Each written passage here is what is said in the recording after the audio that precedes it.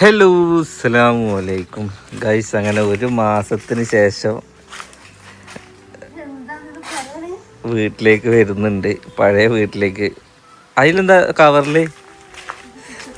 പൂച്ചക്കാട്ടോ? പൂച്ചക്കടയുള്ള മണലത്രേ. Okay, എന്താ അത് പെരണ്ട കോലം? ഞാൻ അതിൻ്റെ ഇടയ്ക്ക് വന്നിട്ട് ഞങ്ങൾ അടിച്ചൊരു ഉള്ളിലൊക്കെ ഉണ്ട്. എങ്ങനെ അയക്കേ? താമസം അല്ലെങ്കിൽ ഇങ്ങനെ ആവില്ലേ?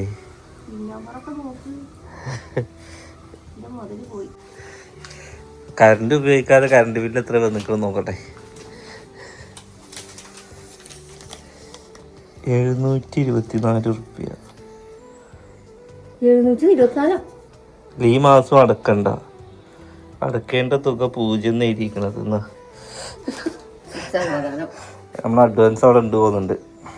എന്താ ഒരുതി നോക്കണേ? എന്ത് മനുഷ്യന്മാരെ കാര്യം എന്ത് എങ്ങനെ ഉണ്ടാക്കി വരാ?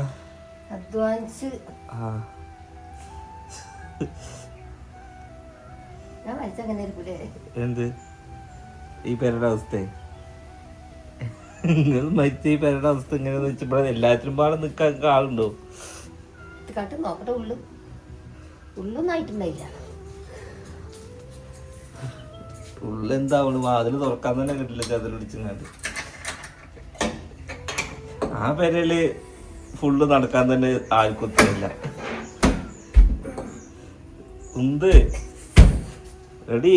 ഓൾ യുവർ മൗത്ത് സാറ്റ് ഗോ.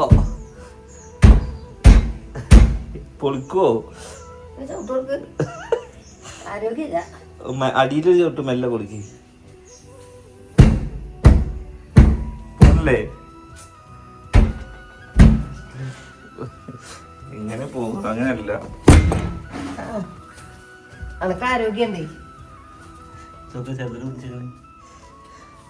ഇതൊക്കെ എന്താ പൂപ്പിൽ പിടിച്ചിക്കേ? അവിടെ സുഖവാസാന്ന് പറഞ്ഞ അവിടെ പോയെന്നാ പിന്നെ പെരങ്ങനെ ഉണ്ടാവുക? കറണ്ടില്ല. ഞാൻ ഇന്നലെ ഓണാക്കിയിട്ടും അത് കത്തുന്നില്ലല്ലോ.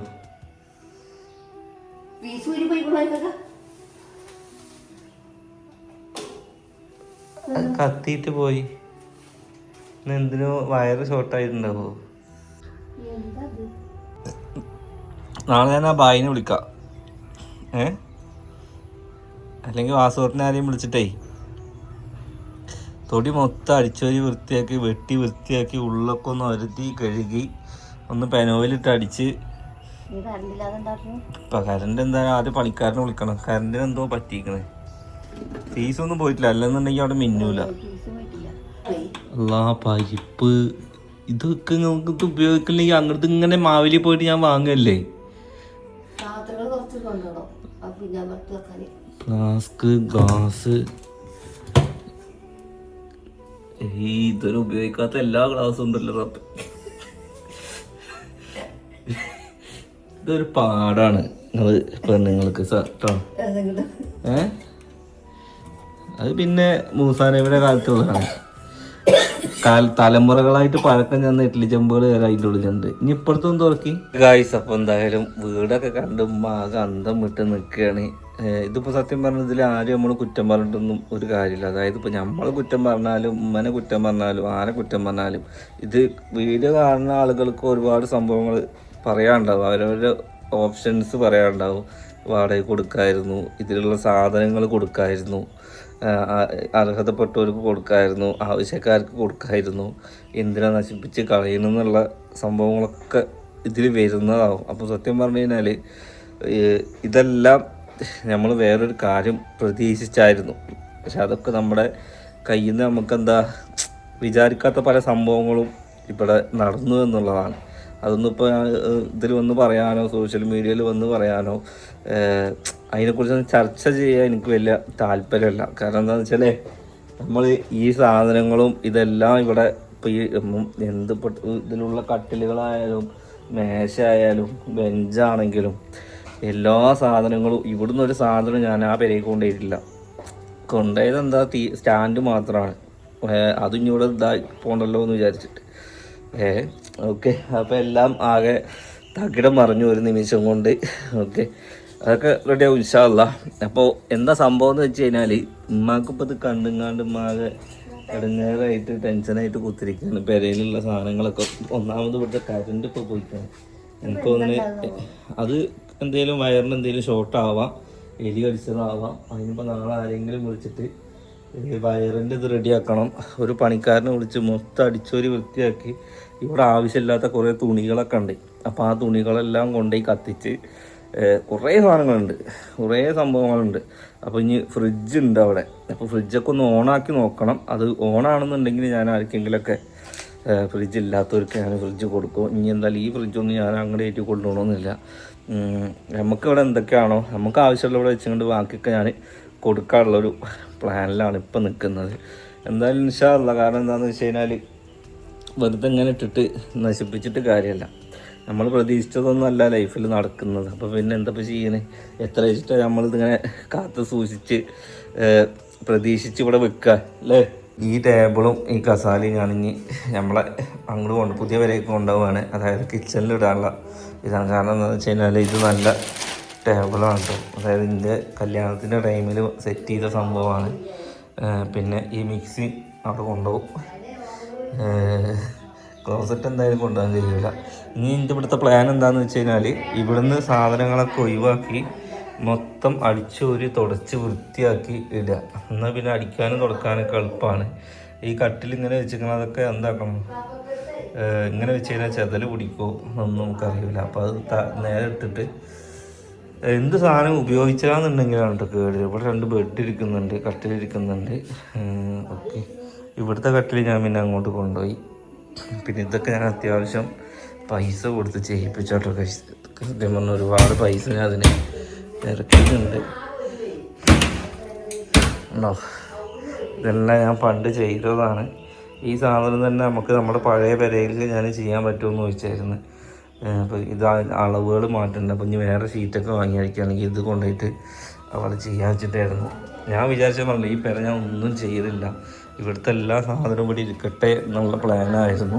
കേട്ടോ, ചെതിര് പിടിച്ചിരുന്നൊക്കെ. ഒന്നാമതെന്ന് വെച്ചാൽ നമുക്ക് എനിക്കൊന്നും ഇവിടെ വന്ന് നോക്കിക്കാനുള്ള ഒരു ടൈം കിട്ടാത്തതുകൊണ്ടാണ് ഞാനിങ്ങനെ ഓരോ റിസോർട്ടുകളുടെ പ്രൊമോഷനും ഓരോ തിരക്കുകൾ ഏറ്റെടുത്തുങ്ങാണ്ട് നമ്മുടെ വരയിൽ തന്നെ അധികം നിൽക്കലില്ല. പിന്നെ ഒരു മാസം ഇവിടുന്ന് മാറി നിന്നതുകൊണ്ട് സംഭവിച്ചതാണ് ഈ ഒരു സിറ്റുവേഷൻ. എന്തേ അല്ലെങ്കിൽ പേരെങ്ങനെ ആവൂലെന്നോ? അത് ശരിയാണ്, ആളില്ലെങ്കിൽ ഇങ്ങനെ തന്നെയാണ്. അടിച്ചോരി തുടച്ചിടുക.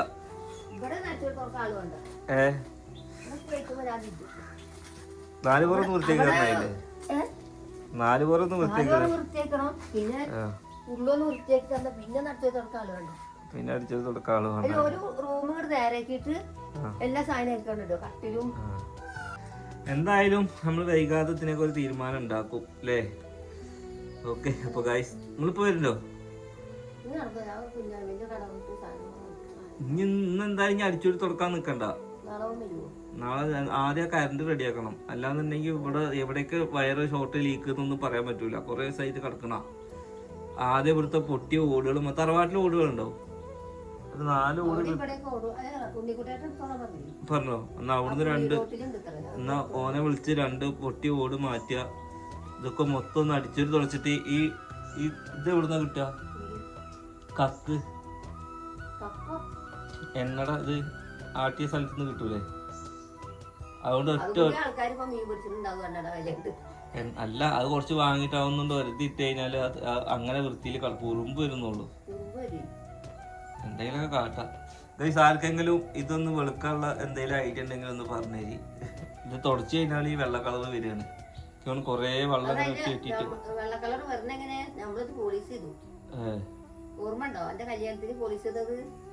പോളിഷ് ചെയ്യാൻ പറ്റൂലേ?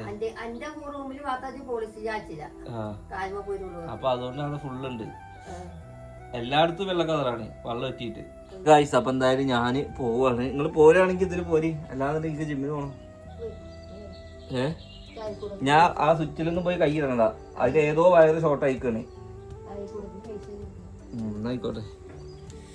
ഓക്കെ ഗൈസ്, അപ്പൊ എന്തായാലും ഉമ്മ 30 ദിവസം കഴിഞ്ഞ് വന്ന് വീട് കണ്ട് ആകെ ബോധം കെട്ട് നിൽക്കുകയാണ്.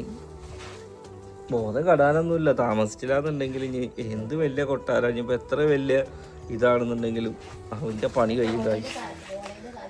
പിന്നെ ഇവിടെ എന്ന് വെച്ച് കഴിഞ്ഞാൽ ഒന്നാമത് പാടം ഏരിയ ആണ്, പിന്നെ വെള്ളം നിൽക്കുന്ന ഏരിയ ആണ്. അതിൻ്റെ കുറേ ബുദ്ധിമുട്ടുകളും ഉണ്ട്. അതുകൊണ്ട് ഇത് പെട്ടെന്ന് നാശമാകും. ഇവിടെ ആൾ താമസം ഉണ്ടെന്നുണ്ടെങ്കിലാണ് ഇപ്പോൾ നമ്മളൊരു മാസം മുടിയും താടിയും വെട്ടാതെ നടന്നു നോക്കി ആകെ പിരാന്തന്മാരെ മാരിയാവൂലേ, അതേമാതിരി തന്നെ അത് വെട്ടി വൃത്തിയാക്കി എങ്ങനെ കൊണ്ടു നടക്കണോ പരിചരിക്കണോ അതുപോലെ ഉണ്ടാവും നമ്മുടെ പെരയും കൂടി. ആണോ, അതാണ് വറക് വരെ. ഇനി നാളത്തെ പണികൾ ഇവിടുത്തെ ഫുള്ള് പണികൾ വൃത്തിയാക്കുക എന്നുള്ളതാണ്. ഓക്കെ.